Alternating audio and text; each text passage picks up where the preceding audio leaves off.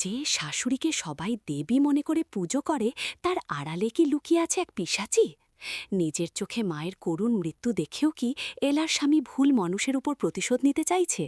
মন্দিরের জাগ্রত সাধু বাবার এক অভিশাপেই কি এবার তাসের ঘরের মতো ভেঙে পড়বে এই পরিবারের সম্মান? আর অতীতের সেই ভয়ঙ্কর শত্রু বিকাশ ব্যানার্জি, সে কি এলার সব স্বপ্ন ধুলোয় মিশিয়ে দিতে ফিরে এলো? আজকের পর্বে এমন সব রহস্য ফাঁস হতে চলেছে যা আপনার পায়ের তলার মাটি সরিয়ে দিবে।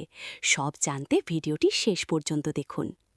বন্ধুরা, আমরা ভাবি আমাদের চারপাশের মানুষগুলো বুঝি খুব ভালো, কিন্তু অনেক সময় তাদের হাসি মুখের আড়ালেই লুকিয়ে থাকে খুনের নেশা।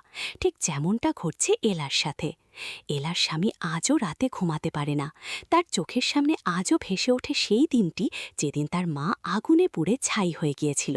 সে দেবজিৎ সেনকে ঘৃণা করে, তাকে শেষ করে দিতে চায়। কিন্তু সে কি জানে সে যে সাপকে দুধকলা দিয়ে পুষছে সেই সাপই তার ঘর পুড়িয়েছিল? হ্যাঁ বন্ধুরা, শাশুড়ি মা অর্থাৎ বড় গিন্নিই হলো সেই মাস্টার মাইন্ড।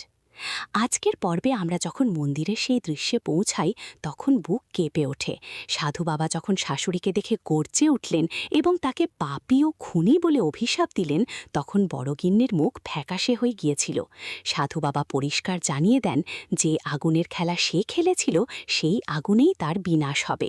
এই দৃশ্যে শাশুড়ির ভয় পাওয়া মুখটা দেখে কি আপনাদেরও মনে হয়নি যে তার পাপের ঘড়া পূর্ণ হয়ে গেছে? তবে এলা কি এসব জানলে চুপ করে থাকবে?